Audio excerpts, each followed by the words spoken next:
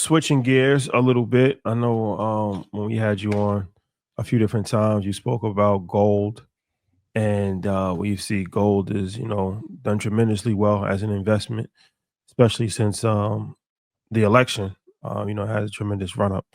So, what's your thoughts on the future of gold as like investment or just gold in general? I think gold will continue to do well, Mhm. right? Gold still remains the way we've always thought of gold remains the same, right? Same like the way we think about land, right? It's a safe haven for your money in uncertain time. And are we not in uncertain time? Just last week we thought we was in World War III. You know what I'm saying? The even though crypto, right, has found stabilization, Robinhood just announced some new crypto products today, and right, we're finding all of this regulation around it. Gold still remains the gold standard, Mhm. right? Bitcoin is the new asset class. Of course, you're always going to have stocks. You have, art is going to have a surplus, but I think gold is going to continue to perform because we're going to be going into uncertain times for the next few years, right? And people are not going to know where things land. So I think like gold becomes the new bonds. And that's a great question. Should the 64-40 portfolio be gold, Bitcoin, and indexes and completely removal of bonds, or do you think bonds will eventually recover? Because we've been negative for 4 years. I wouldn't trust it personally, but I'm not an expert on bonds. You know what I mean? I would say gold. You're expert on gold, though. Huh? You're expert on gold and Bitcoin. I wouldn't consider myself an expert, but I am a thinker on the subject. Mhm. I like to think about it a lot. That's a great for everyone interested in media. That answer, I think about it a lot. I do. humility answer. Oh my God! You know what I'm saying? Yeah, I think I don't know if we ever put out the footage when we was in Toronto. I did a really great breakdown on gold and silver, right, and commodities, and what it requires for gold to be backed and become stabilized as a nation's currency. And I think especially even like cryptos are going to require gold because they're going to be pegging them to gold. New currencies that's going to be popping out of Africa is going to require gold because that's some of their greatest resources, right? I see gold continuing to be a major player. And I think that it's going to have its renaissance moment again. I think we're going to have a gold moment. You know what I mean? I think that that's going to happen. And I think that it's been a sleeper for a minute that people ain't paying attention to, but it continues to rise year over year. We just don't talk about it because it's consistent. You know what I'm saying? But I think everybody should own gold. I said years ago that if every family, right, was able to take 10% of their earnings and put it on gold year over year, right? That's an asset that they own. And so when we talked about 2053, Black people having 0% wealth, which is a representation of 0% assets. Well, if we all own gold, similar to how Indians naturally do it as customary practice, right, and tradition in their culture, then it's impossible for that thing to come true. So as much as I would say own Bitcoin, I would also say own gold. You talked about Bitcoin, obviously a thinker in that space. We alluded to it before you came about the speculative nature of NFTs, Web3. We haven't heard, I wouldn't say the noise, but as much information coming out of that space. I know that was something that you were even informing us about. I wonder where you look at that space today. What are the updates? What's happening in that space? Or was it something that was just speculative that it's had its run and it's not coming back? No, I think the space is still growing. It's still booming. People are still making money. If you follow some of the guys that's in the crypto and the NFT space, they still getting airdrops, you know what I'm saying, and still collecting. Like the Penguin token that did really good. They did airdrops. They got NFT pegs to those. I seen Rashad had a really good post about the Labubu thing. Labubu, yeah. Yeah, same thing. That's just like a physical one, right? People always want collectibles, but now it's outside of collectible. And like I said on Breakfast Club, it's going to get to a space where you don't hear about it.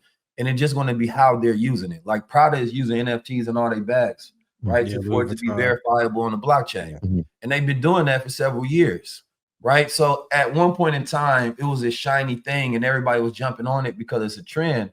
Now it's a verified thing, right? Because you're going to need NFTs in a world where you can't tell what's real or fake. And people getting more access to production and supply chains, then how can you verify if something is real? Right? We haven't yet got to that pivotal moment where we really start using blockchain as a society, because those words may decrease, but the usage still increase because we still need them.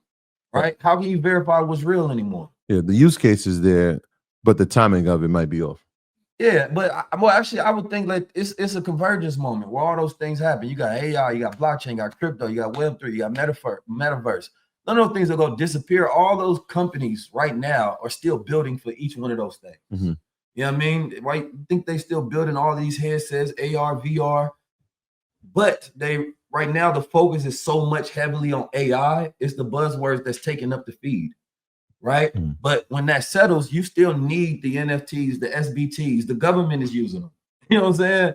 So it goes from like this average person, which really allowed it to be this normal thing. And now when you're able to go and like you go to Russia or Ukraine and things of that nature, they utilize the SBTs. You know what I mean? To where you have your passport, your birth certificate, your social security, is all on your phone. Mm-hmm. Right? Mm-hmm. We're just a little bit behind. Like you go look at, I would say study Estonia, which is the most digital nation in the world. If you go look at the way they're utilizing AI and technology, you're going to see the future of all the countries. If I can do a follow-up, when I first got introduced to Bitcoin blockchain, it was a way to have a utopian future away from a dystopian government. Yeah. As you said with NFTs, it seems as if crypto will create, and we can argue or discuss if this is being done intentionally by VCs to fund these ideas, then pay influencers to make this thing pop, and then companies and governments take it over.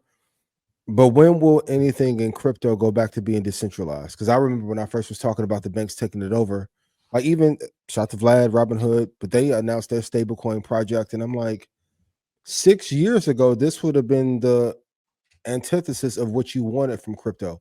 So what do you have to say about government and big companies taking over all the crypto projects and making them mainstream? There's this project called Praxis Nation. Yep.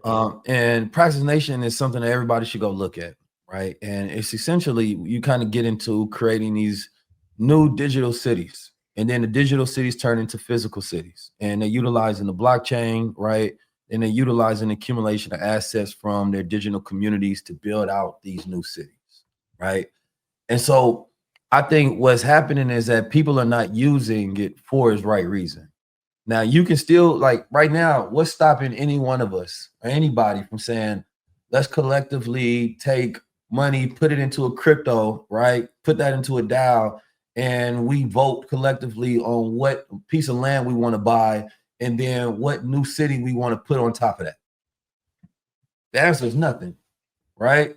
And so I think it went away from this fantasy of this is going to organically happen to you have to be intentional, and it's a power thing. You know what I mean? And I think that the people are not willing to organize, but also that you're 100% correct. They're being psyoped and influenced in every direction. And the tree keeps getting shaken out of the early pioneers. You know what I mean? Early adopters of crypto were black men. Why? Because black men had financial nihilism. We didn't believe that the system worked. Then came financial literacy to tell us about financial awareness and how the financial system worked and how to interact with it. But financial nihilism is still at an all-time high because of wage suppression. You understand me? And automation, right? And then, of course, bad politics. So then it brings in gambling, right?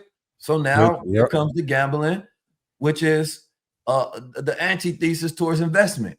So instead of thinking that you can put in an educated action to get a return, you think of luck. Let me just try to get a big old bag by putting it all on red. Or Labubu. So this is the new game, but the era of this philosophy of decentralization has been placed, and it's been plagued by capitalism. It always happens. Right. And I think that there are people that still believe in that, and they're just not louder voices because mainstream allowed a lot of those voices to be heard, so it can be the Trojan horse for them to be able to plug in their play. Right. Andreessen Horowitz, the Peter Thiels of the world. Right. These are the guys that wanted these things to happen because they wanted to see a technological world happen. These are techno-feudalists. You understand me? And so we've mostly played into their hand without continuing to play our hand.